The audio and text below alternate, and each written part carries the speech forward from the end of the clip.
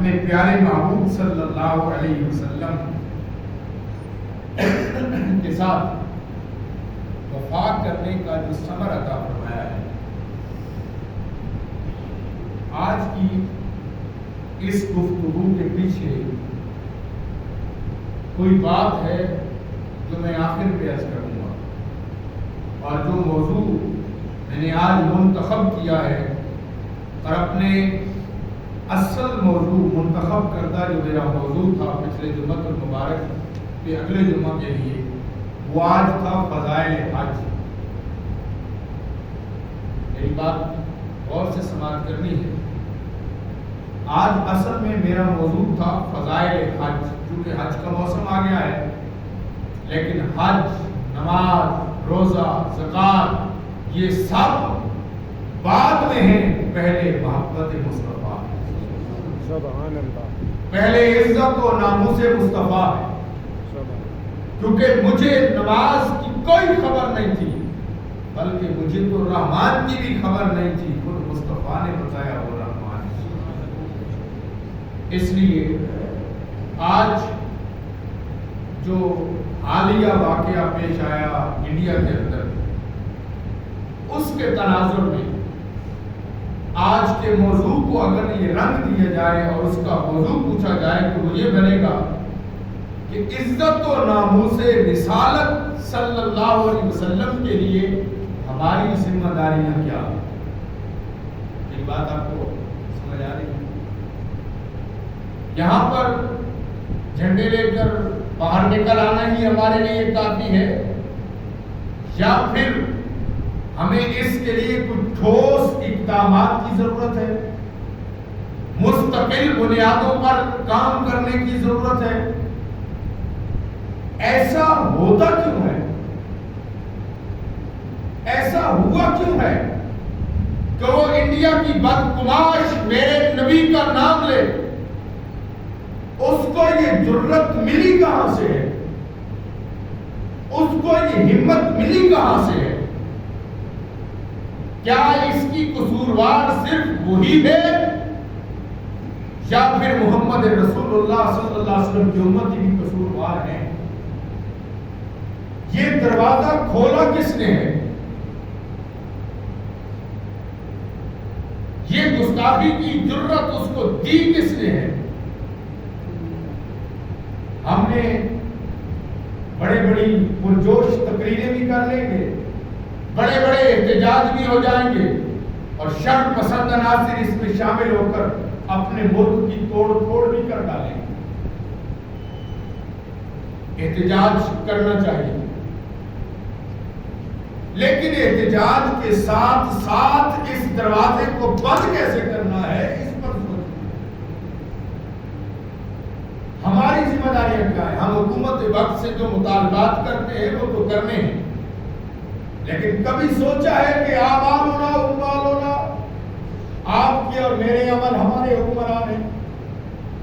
کبھی ہم نے غور کیا ہے میرا ذاتی طور پر کردار کیا ہے اس کام کے لیے کہ میں اپنے نبی کی عزت اور ناموس پر پہرا دینے کے قابل ہوں؟ آؤ، صحابہ کی زندگی ہمارے لیے بہترین نمونہ ہے۔ اس کائنات کے ہست و بود کے اندر سب سے بڑی ہستی پاک کا نام محمد مصطفیٰ ہے۔ ابھی بھی آپ میرے ساتھ شامل نہیں ہوئے؟ اس کائنات کے اندر ہمارا عقیدہ یہ ہے کہ بعد از خدا بزرگ کوئی قصہ مختصر ہم نے اپنے بڑوں سے سنا ہے، فقط اللہ ہی ان سے بڑا ہے۔ سبحان اللہ۔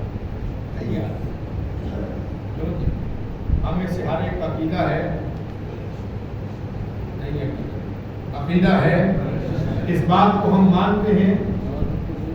ہمارا یہ عقیدہ ہے کہ سب سے اعلیٰ و اعلیٰ ہمارا نبی، سب سے بالا و اعلیٰ ہمارا نبی، اپنے مولا کو پیارا ہمارا نبی، دونوں عالم کا دولہ ہمارا نبی، خلق سے اولیاء، اولیاء سے رسول، رسول رسولوں کا آقا ہمارا نبی، رسولوں سے اعلیٰ ہمارا نبی، سب سے اعلیٰ و اولیٰ ہمارا نبی۔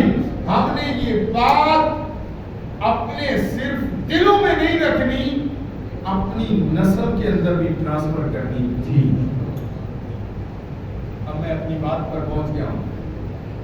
اس لیے کائنات کے اندر سب سے بڑی ہستی کا نام محمد مصطفیٰ ہے صلی اللہ علیہ وآلہ وصحبہ وسلم، سب سے بڑی ہستی کا نام۔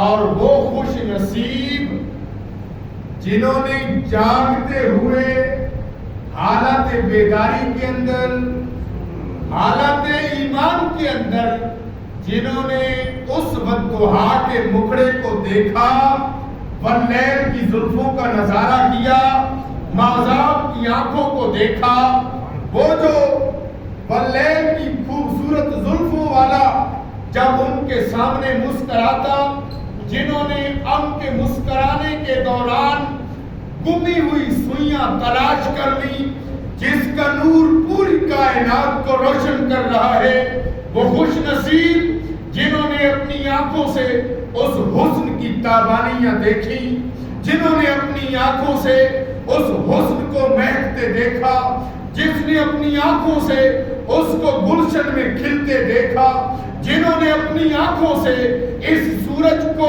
واپس پلٹتے دیکھا، جنہوں نے اپنی آنکھوں سے چاند کو دو ٹکڑے ہوتا دیکھا، ان خوش نصیب لوگوں کو، اس جماعت کو رب العالمین نے صحابہ کا نام دیا۔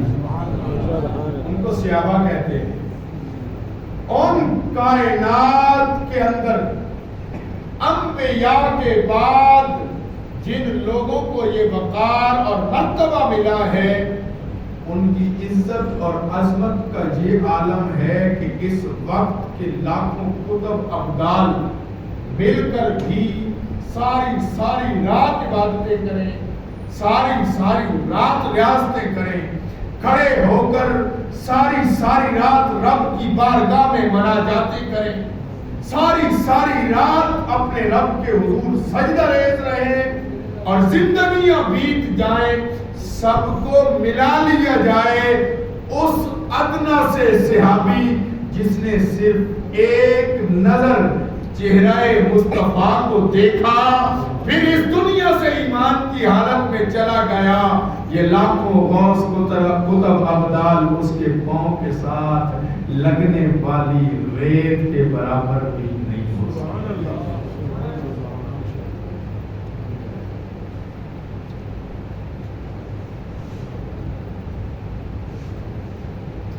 کیا میں اپنی بات سمجھانے کے قابل ہو سکتا ہوں؟ کیا آپ کے پلے کچھ بات پڑی؟ اس نبی کی عظمت کا عالم کیا ہوگا جس کے غلاموں کی شان یہ میں صدیق و فاروق، علی و عثمان کی بات نہیں کر رہا، میں تو بات کر رہا ہوں اس صحابی کی جو میدان جنگ میں یہودی تھا، ایک لمحہ پہلے دوران جنگ گھوڑا دوڑایا، حضور کی بارگاہ میں آ گئے اور سامنے کھڑے ہو کر کہا، اے محمد کریم علیہ السلام، اگر میں ایمان لے آؤں تو مجھے کیا ملے گا؟ میرے کریم نبی نے فرمایا جنت ملے گی۔ اس نے کہا دعویٰ بہت بڑا ہے، چونکہ جنت دیکھی کسی نے نہیں ہے، تو جنت کے لیے دلیل کیا ہے؟ فرمایا تو جو چاہتا ہے تمہیں دلیل دے دیتا ہوں۔ تو اس نے عرض کی وہ جو سامنے درخت کھڑا ہے نا، اگر وہ چل کر آپ کی بارگاہ میں آ جائے تو میں کلمہ پڑھ لوں گا۔ میرے کریم نبی علیہ السلام نے فرمایا پھر میں اس کو نہیں بلاتا، اشارہ میں نہیں کرتا، بلکہ تو اس درخت کو پیغام سنا، تجھے آمنہ کا لال بلاتا ہے، تجھے فاطمہ کا ابا جان بلاتا ہے، تجھے حسین کا نانا جان بلاتا ہے۔ اس بندے یہودی نے درخت کو پیغام سنایا۔ ایمانداری سے بتائیں، کبھی درخت بھی چلے ہیں، کبھی درخت بھی بولے ہیں، کبھی درختوں نے بھی سنا ہے؟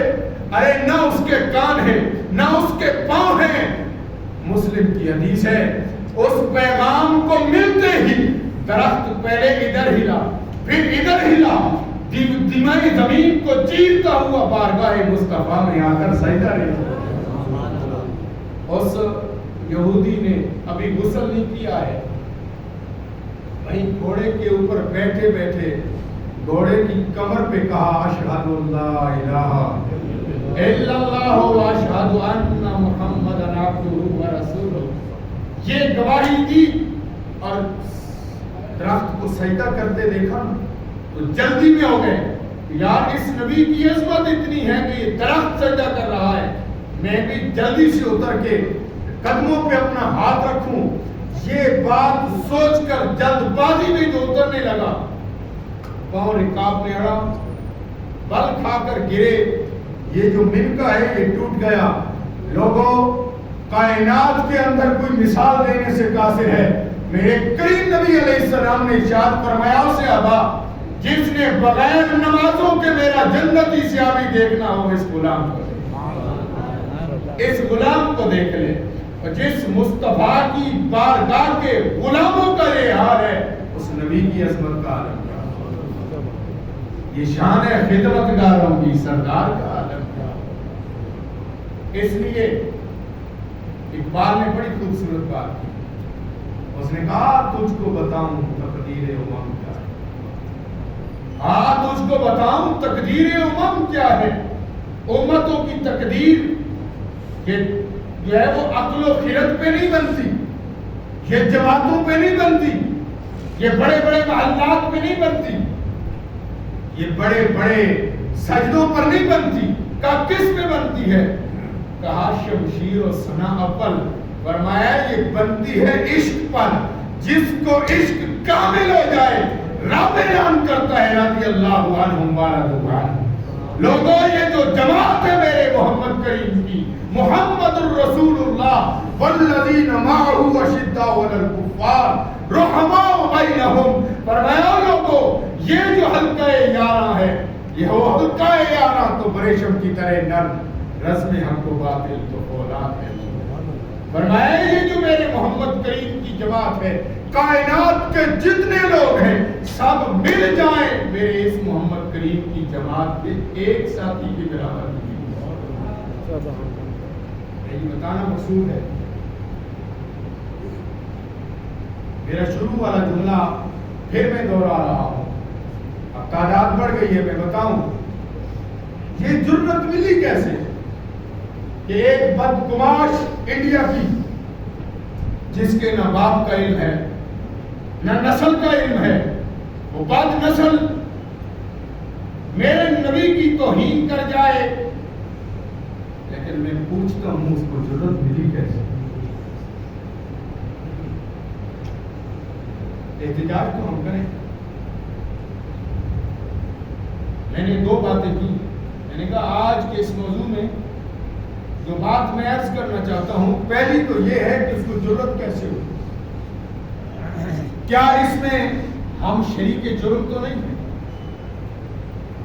اور واللہ جب سے یہ بات میرے علم میں آئی ہے، بخدا میرے سامنے قرآن ہے، شرم کے بارے میں سر نہیں اٹھا سکتا، اور اس کی وجہ یہ نہیں کہ بھئی لوگ کیا پوچھیں گے، وجہ یہ ہے کہ امام مالک رحمت اللہ تعالی علیہ سے کسی نے پوچھا امام صاحب مسئلہ بتائیے، اگر رسول اللہ صلی اللہ علیہ وسلم کی توہین ہو جائے تو امت کیا کرے؟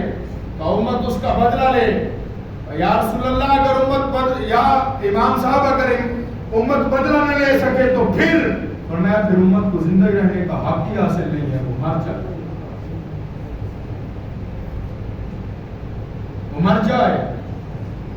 یہ اس نبی کی بات کر رہا ہوں جس نبی کی بارگاہ میں سال بعد گرفتار ہو کے آیا، حضور نے فرمایا یار ایک دفعہ دیکھ کے ایسا، اس نے کہا نہیں دیکھنا، نہیں دیکھنا، اور حضور نے کہا دیکھ تو لے، کہا نہیں دیکھنا، میں نے سنا ہے کہ آپ معاذ اللہ بڑے بدصورت ہیں۔ فاروق اعظم نے تلوار نکالی، یا رسول اللہ سر قلم فرما دو، فرمایا نہیں، اس کو مسجد نبی شریف کے پلر سے باندھ دو، ستون سے باندھ دیا گیا۔ تیسرے دن پھر میرے نبی نے فرمایا صحابہ دیکھ تو صحیح، کہا نہیں دیکھنا۔ میرے کریم نبی علیہ السلام نے ارشاد فرمایا اسے آزاد کر، اسے کھول دو۔ کھول دیا۔ وہ بہت تیز دوڑتا تھا، دوڑ لگائی، اتنا تیز دوڑا کہ چند لمحوں میں کلومیٹر طے کر گیا، کلومیٹروں کے حساب سے سفر طے کر گیا۔ لیکن کچھ دور مدینہ سے باہر گیا نا، جتنی تیز گیا تھا اس سے 2 گنا رفتار میں واپس آیا۔ میرے کریم نبی علیہ السلام نے پوچھا کیا بات ہے، کیوں واپس آ گئے ہو؟ کہتے میں حیران ہوں، جس کو میں بدصورت کہتا رہا اس نے مجھے آزاد کیا، آج دل کیا یار جا رہا ہے، جاتے ہوئے ایک بار دیکھ تو لے۔ بس چہرے پہ نگاہ بڑھنے کی دیر تھی، غش کھا کے گرا۔ کہا صحابہ نے یا رسول اللہ اس کو کیا ہوا؟ میں اسے ہوش دلاؤ۔ جب ہوش دلائی تو زبان پہ ایک ہی زبان پہ جاری تھا اشہد ان محمد رسول اللہ، اشہد ان محمد رسول اللہ۔ بھئی کیا ہوا؟ کہا جس کو دیکھنا نہیں چاہتا تھا اس کو دیکھا تو رب یاد آ گیا۔ جس رب نے یہ صورت بنائی ہے وہ رب کیسا ہوگا، نہ وہ مصور کیسا ہوگا جس کی یہ تصویر سوچتی تو ہوگی دنیا مصطفیٰ کو دیکھ کر، وہ مصور کیسا ہوگا جس کی یہ تصویر۔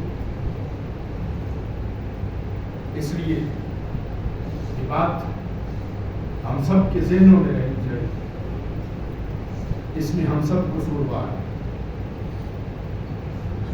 احتجاج حق ہے، لیکن میں سلام عقیدت پیش کرتا ہوں انڈیا کے ان نوجوانوں کو، مسلمان نوجوانوں کو جنہوں نے احتجاج کا حق ادا کر دیا۔ آج سوشل میڈیا پر پھر ایک ویڈیو وائرل ہوئی اور واقعی وہ تازہ ویڈیو تھی جس میں ایک نوجوان کو مکے مار مار کے شہید کر دیا گیا، لیکن اس کی زبان پر ایک ہی لفظ تھا یا ماریں گے یا مر جائیں گے، غیر کی حمایت نہیں کریں گے۔ یہی ایک جملہ تھا۔ ہم رسول اللہ کی توہین برداشت نہیں کر سکتے۔ اور یاد رکھنا میں نے پچھلے جمعۃ المبارک پر، اس سے پچھلے پر، دونوں جمعوں پر یہ جملہ کہا تھا کہ مسلمان پیٹرول کے بم برداشت کر سکتا ہے، یہ مسلمان مہنگائی کے بم برداشت کر سکتا ہے، یہ مسلمان اپنے بچوں کی بھوک برداشت کر سکتا ہے، اگر نہیں برداشت کر سکتا تو صرف اپنے نبی کی توہین نہیں کر سکتا۔ یہ مسلمان کا خاصہ ہے۔ اس لیے تو انہوں نے کہا تھا کہ روح محمد بدن سے نکال۔ یہی تازہ تہذیب کے یہ نئے گندے انڈے جو ہیں، انہوں نے ہی تو ہمارے اندر تفرقہ بازیاں پیدا کی، ہمیں اس سٹیج پر لا کھڑا کیا کہ ہم ایک صف میں نماز پڑھنے سے قاصر ہو گئے، ہم فرقوں میں بٹ کر امت مسلمہ تقسیم ہو گئی۔ 57 اسلامی ممالک ہیں، 57 اسلامی ممالک ہیں۔ اگر دور فاروق اعظم کو دیکھا جائے تو اس سے پہلے کبھی اسلام اتنا پاورفل نہیں رہا ہے جتنا اب پاورفل۔ اب ایٹمی طاقتیں ہیں، ہم افرادی قوت ہے ہمارے پاس، ہماری معیشت اچھی ہے، ہماری معاشرت اچھی ہے۔ ظاہری طور پر بات کر رہا ہوں، لیکن جنگ زور بازو پہ نہیں ہوتی، جنگ عشق پہ ہوا ہے۔ فضائے بدر پیدا کر، فرشتے تیری نصرت کو اتر سکتے ہیں گردوں سے کتار اندر کتار۔ ہمت پیدا کرنے کی ضرورت ہے۔ اس لیے میں یہ بات عرض کر رہا ہوں، پہلی ہماری غلطی یہ ہے ہم نے اپنے بچوں میں یہ ڈیٹا ٹرانسفر ہی نہیں کیا ہے، یہ بات منتقل ہی نہیں کی ہے۔ ان کو بتایا ہوتا، بیٹھ کر بتایا ہوتا، او میرے بیٹے بات سن، ہم جس نبی کا کلمہ پڑھتے ہیں وہ پوری کائنات سے افضل والا ہے۔ یہ جبریل امین علیہ السلام کی بات طوفوا بی مشارق الارض و مغاربہا کے کا اس ترجمے کو فارسی والے شاعر نے کہا آفاق کہا گردیدام میرے بتا ورزیدام بسیار خوبہ دیدام تو چیزیں دیگری۔ حضور نے پوچھا نا جبریل بتاؤ تو صحیح ہم کیسے لگ رہے ہیں؟ کہا حضور میں نے مشرق بھی دیکھا ہے، میں نے مغرب بھی دیکھا ہے۔ میں نے شمال بھی دیکھا ہے، میں نے جنوب بھی دیکھا ہے، میں سدرۃ المنتہا کا باسی ہوں، آدم سے لے کر عیسیٰ تک سب کو ملا ہوں، لیکن محبوب جو صورت آپ کی دیکھی ہے ایسی صورت کہیں نہیں دیکھی۔ رج کے ڈٹھے نجا کے ڈٹھے نکاب رختی لہا کے ڈٹھے او ایڈا سونے مثال کوئی نہیں ربی کو کہا کے ہم نے اپنے بچوں کو حسن مصطفیٰ کے تذکرے سنائے ہوتے تو یہ بات نہ ہوتی۔ اور دوسرا، ہم نے کردار میں بہت کوتاہی کی۔ آج پاکستان اسلامی جمہوریہ ہو کر 144ویں نمبر پر ہو انصاف میں، تو مسلمانیت کہاں رہی، اسلام کہاں رہا؟ اور دوسری آخری بات، بس بات وقت کی اب دعوت میں تنگی، آخری بات یہ عرض کر دوں، حکومت پاکستان سے بھی میرا مطالبہ یہی ہے ہمارا، اور اپنی عوام سے بھی مطالبہ یہی ہے، اب بات مذمت پہ نہیں ہوگی، اب بات مذمت پہ نہیں ہوگی، اگر بات کرنی ہے تو ہمت پیدا کر کے، غیرت پیدا کر کے، کم از کم معاشی تعلقات کو ختم کر دیے جائیں، اور انشاءاللہ پھر بہت وقت دور نہیں ہے، انشاءاللہ لال قلعہ کے اوپر ہمارے جھنڈا پاکستان کا لگا ہوا ہے، وقت دور نہیں ہے، ہم نے تو ابھی بہت سارے حساب چکتا کرنے ہیں، ہماری بابری مسجد کا بدلہ ہم نے ابھی لینا ہے کہ ہمارے نبی کی توہین ہو گئی، اور مسلمان ابھی بھی خواب غفلت میں سویا ہے کہ دلی ہنوز دلی دور است، نہ بھائی ابھی وقت اب دور نہیں رہا ہے، اب وہ آپ کے گھر میں گھس گئے، اب وہ آپ کے گھر میں گھس گئے، اب وہ آپ کو گھر میں گھس کر مارنا چاہتے ہیں، اور ان کا سب سے آخری اور پہلا وار یہی ہے، یہ قوم جو محمد مصطفیٰ کی وفادار ہے اس کی وفاداری کو ختم کیا جائے۔ ہم نے بحیثیت مسلمان اس بات کا اعادہ کرنا ہے کہ ہم آج بھی رسول اللہ سے وفا کرنے والے ہیں، ہم تو مر کر بھی میرا لاشا کہے گا الصلاۃ والسلام، ہم تو مر کر بھی حضور سے وفا کرنے والے ہیں، ہم تو زندہ ہیں ابھی، جب غیرت مسلم ابھی مری نہیں ہے، غیرت مسلم زندہ ہے، اور انڈیا کے مسلمانوں نے اس بات کو ثابت کر دیا ہے، لیکن پاکستان کے مسلمان بھی ان کے ساتھ ہیں انشاءاللہ۔